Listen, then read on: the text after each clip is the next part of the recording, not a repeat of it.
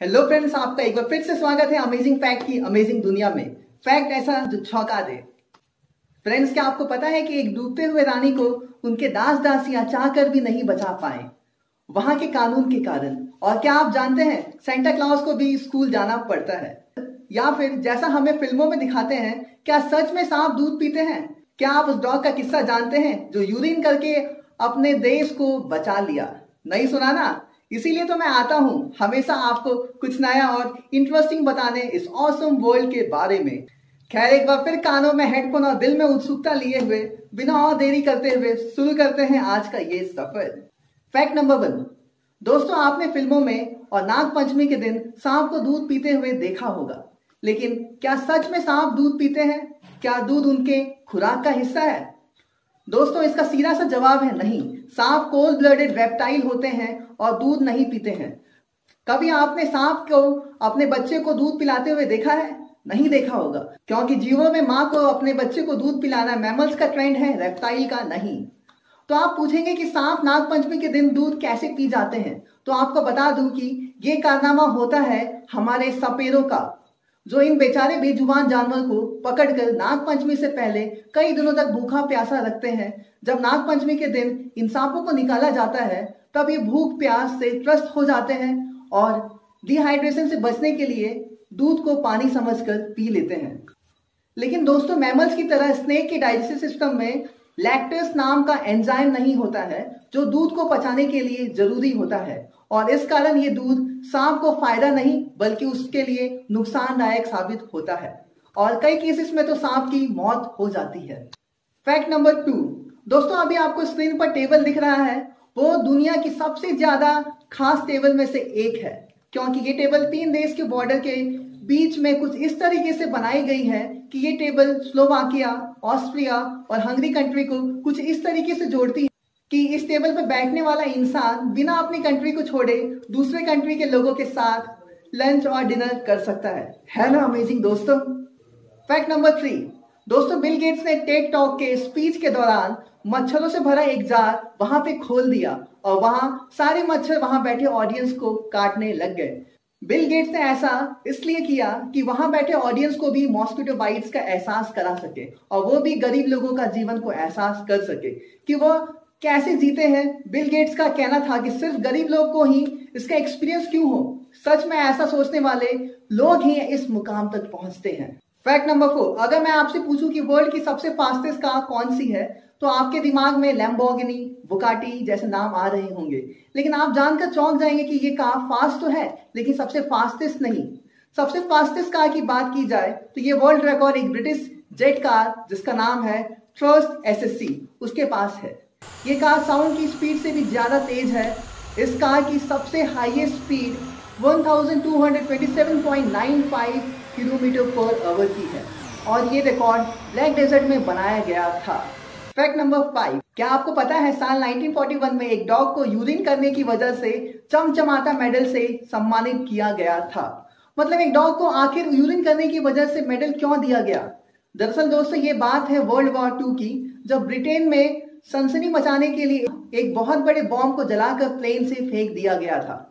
उसी समय एक फीमेल डॉग जिसका नाम था जूलियाना, और उसे जलते हुए बॉम्ब के ऊपर यूरिन कर दिया, जिसकी वजह से वो बॉम्ब डिफ्यूज हो गया और वहां पे मौजूद हजारों लोगों की जान बच गई। और यही वो कारण था जिसके चलते इस डॉग को ब्लू क्रॉस मेडल से सम्मानित किया गया। सिर्फ इतना ही नहीं, बल्कि उस फीमेल डॉग की मृत्यु के बाद उसकी पोर्ट्रेट को भी 1,10,000 में एक ऑक्शन में बेचा गया। नो डाउट जूलियाना अपने आप में अमेजिंग डॉग थी। Fact number 6। फ्रेंड्स, अभी आपको जो स्क्रीन में बर्ड दिख रही है, इसका नाम सुराकाव है, जो कि हमिंग बर्ड्स की एक प्रजाति है। ये बर्ड अपना कलर हर सेकंड में चेंज करती है और ये इंडिया में इतना रेयर है कि इस बर्ड का प्राइस लगभग 25 लाख रुपए है। इसके हर सेकंड में कलर चेंज करने की वजह से इसका परफेक्ट फोटो खींचना इतना मुश्किल है कि बस एक फोटो को खींचने के लिए 19 फोटोग्राफर को 62 दिन लग गए थे। और इस अमेजिंग फैक्ट के लिए एक लाइक तो जरूर बनता है। Fact number 7। स्मार्टफोन आजकल डेली लाइफ का बेसिक नीड बन गया है, पर जैसे कि हम जानते हैं हर सिक्के के 2 पहलू होते हैं, ठीक उसी तरह स्मार्टफोन के बेनिफिट के साथ साथ कई लॉसेस भी हैं। जैसे कि आप जानते हैं कि स्मार्टफोन मोबाइल डेटा, ब्लूटूथ और वाईफाई जैसे सर्विस के लिए रेडियो एंड माइक्रोवेव को रिसीव करता है और जब हमारा स्मार्टफोन हमारे बॉडी के कांटेक्ट में होता है तो इन वेव को स्मार्टफोन के साथ हमारा बॉडी भी रिसीव करता है, जिसकी वजह से हमारा बोन्स कमजोर हो जाते हैं और हमारे टिश्यूज पर भी इसका बुरा प्रभाव होता है। इसीलिए हमें हमेशा स्मार्टफोन को जितना भी हो सके उतना हमारे बॉडी से दूर रखना चाहिए। फैक्ट नंबर 8 दोस्तों, जापान टेक्नोलॉजी में काफी ज्यादा एडवांस है और इसमें किसी भी प्रकार का शक नहीं किया जा सकता है। लेकिन दोस्तों, जापान ने रातों रात में ये कारनामा नहीं किया है, बल्कि इसके पीछे का कारण है जापान के नए जनरेशन का काफी ज्यादा प्रोडक्टिव और इंटेलिजेंट होना। लेकिन आखिर ऐसा क्यों है? जापान का बच्चा इतना ज्यादा क्रिएटिव कैसे बन जाता है? नहीं पता? तो चलिए आज इस राज से भी पर्दा उठा ही देते हैं। दरअसल दोस्तों, जापान की बड़ी बड़ी सिटीज में किड्जेनिया नाम का एक बेहद ही अमेजिंग थीम पार्क को स्पेशली बच्चों के लिए बनाया गया है। असल में दोस्तों ये आर्टिफिशियल सिटी होती है जिसके अंदर salon, bank, hospital, restaurant, shop और यहाँ तक कि साइंस लैब की हूबहू रेप्लिका बनाकर तैयार किया जाता है। सिर्फ इतना ही नहीं बल्कि इसमें सारा ही काम खुद बच्चों के द्वारा किया जाता है। मतलब ऑर्डिनरी सिटी में जो भी काम एडल्ट के द्वारा किया जाता है, यहाँ पर उसी काम को बच्चों को ट्रेनिंग देकर खुद उनसे ही कराया जाता है। जापानीज गवर्नमेंट का यह मानना है कि वो इस तरीके से बच्चों को छोटी उम्र से ही काफी ज्यादा प्रोडक्टिव, क्रिएटिव और अच्छे एटिकेट्स वाले सक्सेसफुल इंसान बना सकते हैं। और वास्तव में जापान की पॉपुलेशन में ऐसा दिखता भी है। क्या इस कॉन्सेप्ट को इंडिया में भी अडॉप्ट करना चाहिए? आप अपना राय नीचे कमेंट सेक्शन में जरूर बताइएगा। फैक्ट नंबर 9 दोस्तों, यूके में रहने वाले जॉन इवांस को तो सबसे ज्यादा बेहतरीन हेड बैलेंसर माना जाता है। मतलब ये बहुत बड़ी बड़ी चीजों को अपने सर में रखकर बैलेंस कर लेते हैं। उसी की तर्ज पर दोस्तों, क्या आपको पता है कि जॉन के नाम पर एक मिनी कार को 10 सेकंड अपने सर पर रखकर बिना हाथ लगाए बैलेंस करने का वर्ल्ड रिकॉर्ड दर्ज है। ये रिकॉर्ड अपने आप में बहुत अमेजिंग है। फैक्ट नंबर 10 जैसे कि दोस्तों हम सभी जानते हैं कि क्रिसमस के दिन सेंटा क्लॉज बच्चे को गिफ्ट देकर उन्हें काफी ज्यादा खुश कर देते हैं। वहीं दोस्तों, क्या आपको पता है कि सेंटा क्लॉज को ये खुशी बांटने के लिए स्कूल जाकर पढ़ाई करनी पड़ती है? बहुत ही कम लोगों को ये मालूम होगा, लेकिन यूएसए में बहुत से स्कूल और यूनिवर्सिटी मौजूद हैं जिसको स्पेशली सेंटा क्लॉज को पढ़ाने के लिए बनाया जाता है। दरअसल दोस्तों, इन स्कूल और यूनिवर्सिटी में सेंटा क्लॉज को एटिकेट्स और एक परफेक्ट सेंटा बनने के लिए क्या क्या क्वालिटी होनी चाहिए, इन सारी चीजों को पढ़ाया जाता है। जिसके बाद उनका भी नॉर्मल स्टूडेंट की तरह एग्जाम होता है। उसको क्लियर करने के बाद ही एक इंसान परफेक्ट सेंटा बनता है। सिर्फ इतना ही नहीं, आप जो हॉलीवुड मूवीज, टीवी सीरियल और यहाँ तक कि वेब सीरीज में भी जिन सेंटा क्लॉज को देखते हैं वो भी professional degree holder Santa Claus होते हैं। इस फैक्ट के बारे में कौन कौन जानता था नीचे कमेंट करके जरूर बताइएगा।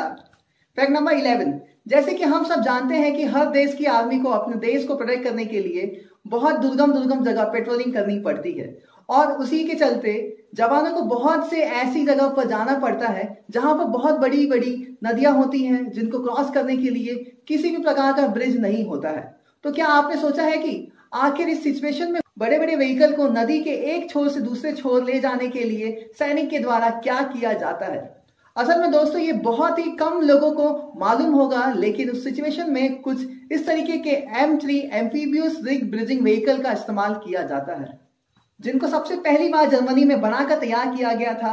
असल में दोस्तों इन व्हीकल को कुछ इस तरीके से डिजाइन किया जाता है कि जैसे इन व्हीकल को नदी में उतारा जाता है, ये कुछ इस तरीके से विंग को खोलकर पानी में फ्लोट करना शुरू कर देते हैं, जिनके बाद इन सभी व्हीकल को एक दूसरे से कनेक्ट करके एक बेहद अमेजिंग ब्रिज को तैयार किया जाता है।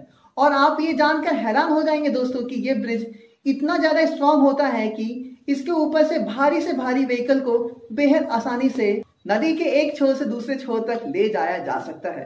अमेजिंग बात यह है दोस्तों, जर्मनी के बाद अब अमेरिका, रसिया में भी बहुत बड़े स्केल पर इस तरीके के व्हीकल को इस्तेमाल किया जा रहा है। उम्मीद लगाई जा रही है कि आगे आने वाले साल में बहुत ही जल्द हमारे देश में भी इस तरीके के व्हीकल डेवलप जरूर किए जाएंगे। फैक्ट नंबर 12 क्या आप जानते हैं हमारे डीएनए का भी स्टोरिंग कैपेसिटी होता है और हमारे डीएनए का 1 ग्राम का स्टोरिंग कैपेसिटी गूगल का अभी तक जितने भी स्टोरेज कैपेसिटी है उसको मिला लीजिए और फेसबुक का पूरा स्टोरेज कैपेसिटी को मिला लीजिए, उससे भी ज़्यादा होता है। यानी कि 1 ग्राम में इतना डेटा स्टोर किया जा सकता है कि पूरा गूगल, फेसबुक, माइक्रोसॉफ्ट का भी कुछ हद तक डेटा उसमें आ सकता है। सच में हमारी बॉडी इतना ज़्यादा कॉम्प्लिकेटेड है और इतना ज़्यादा एडवांस है जिसका कल्पना हम कभी भी नहीं कर सकते हैं। है ना अमेजिंग दोस्तों। फैक्ट नंबर 13 दोस्तों, आपने लोहे को मैग्नेट से चिपकते जरूर देखा होगा और साथ ही साथ आपने मैग्नेटिक सैंड को भी लोहे से चिपकते जरूर देखा, लेकिन क्या आपने कभी किसी लिक्विड को मैग्नेट से चिपकते हुए देखा है? नहीं तो साइंस लवर तैयार हो जाइए एक बार फिर से कुछ कमाल सीखने के लिए। दोस्तों, अभी आपको जो स्क्रीन पर वीडियो दिख रहा है उसमें एक लिक्विड को एक मैग्नेट से चिपकते दिखाया जा रहा है, लेकिन आखिर एक लिक्विड मैग्नेट से कैसे चिपक सकता है? असल में दोस्तों, इस लिक्विड को फेरो फ्लूइड या फेरोमैग्नेटिक फ्लूइड के नाम से जाना जाता है, जिसको सबसे पहली बार साल 1963 में नासा के द्वारा इन्वेंट किया गया था। दरअसल दोस्तों, इस लिक्विड को किसी ऑर्गेनिक सॉल्वेंट या वाटर में नैनो स्केल पैरामैग्नेटिक और फेरोमैग्नेटिक पार्टिकल को डालकर बनाया जा सकता है, जिससे फ्लूइड जैसे ही मैग्नेटिक फील्ड में आता है ये हाईली मैग्नेटाइज हो जाता है। अब इस लिक्विड के अंदर हाइड्रोजन बॉन्ड भी मौजूद होता है जो इस फ्लूइड के एटम को एक दूसरे से बेहद स्ट्रॉन्ग तरीके से जुड़े रखता है। अब जैसे ही इस फ्लूइड के पास किसी भी मैग्नेट को लाते हैं तो ये लिक्विड हाइड्रोजन बॉन्ड होने के कारण अपनी लिक्विड टेंडेंसी को छोड़कर कुछ इस तरीके से बेहद ही अजीब सा रिएक्ट करने लगता है, जो देखने में काफ़ी ज़्यादा अमेजिंग लगता है। तो फाइनली अब आप इसके पीछे का साइंस भी जानते हैं। फैक्ट नंबर 14 दोस्तों, मिलिए 16 वर्ष की कल्याणी श्रीवास्तव से, जो कि भारत की झांसी में रहती है। दोस्तों, इन्होंने ऐसी टेक्नोलॉजी इजाद की है जिसके थ्रू मात्र 1850 रुपए में एक एयर कंडीशनर यानी एसी को तैयार किया जा सकता है। जी हाँ दोस्तों, जहां पर हम आज 40,000 से 50,000 का एसी खरीदते हैं, उसी टेक्नोलॉजी को इन्होंने सिर्फ और सिर्फ 1850 रुपए में तैयार किया है। इनके इस अचीवमेंट को देखते हुए जापान गवर्नमेंट इनसे काफ़ी ज़्यादा इंस्पायर हुई और उन्होंने इनसे ये टेक्नोलॉजी भी खरीदा है। सच में गर्व होता है भारतीयों के इस टैलेंट पे। फैक्ट नंबर 15 दोस्तों, क्या आप सुनंदा कुमारी रत्ना को जानते हैं, जो 18वीं शताब्दी की थाईलैंड की क्वीन थी, यानी वहां की महारानी। महारानी सुनंदा और उनकी बेटी तालाब में कश्ती से अपने महल की ओर जा रही थी और वो कश्ती पलट गई। उस महारानी के जितने भी वफादार दास दासियां थे उनमें से किसी ने भी उनकी जान नहीं बचा पाई, वो भी जानबूझकर। ऐसा नहीं था कि वो दास उनके वफादार नहीं थे, वफादार थे, फिर भी रानी की जान नहीं बचाई। पता है क्यों? क्योंकि उस समय थाईलैंड में रानियों और राजकुमारियों को टच करना का परमिशन किसी को भी नहीं था। अगर कोई ऐसा करता तो उसके हाथ काट दिए जाते थे। इसी के डर से जब रानी वहां डूब रही थी तो एक गार्ड ने कहा कि खबरदार, किसी ने भी रानी को टच किया तो कोई भी हाथ नहीं लगाएगा, डूबती है तो डूबने दो, मरती है तो मरने दो। उस गार्ड ने ऐसा इतना स्ट्रिक्ट तरीके से बोला था कि उसको इसके बाद सजा भी दी गई, क्योंकि रानी के घर वाले यानी थाईलैंड के राजा ने यह कहा कि रानी की जान सभी कानून से ऊपर थी, रानी की जान बचाई जा सकती थी, पर वहां पर मौजूद दास दासियों ने कानून के डर से रानी को पानी में डूबने दिया। ऐसा कानून का क्या मतलब जो खुद की जान ले ले। इसी तरह के इंटरेस्टिंग और अमेजिंग वीडियो को देखने के लिए मेरे YouTube चैनल को लाइक, कमेंट और सब्सक्राइब करना नहीं भूलिएगा। मिलेंगे नेक्स्ट वीडियो में, तब तक के लिए गुड बाय।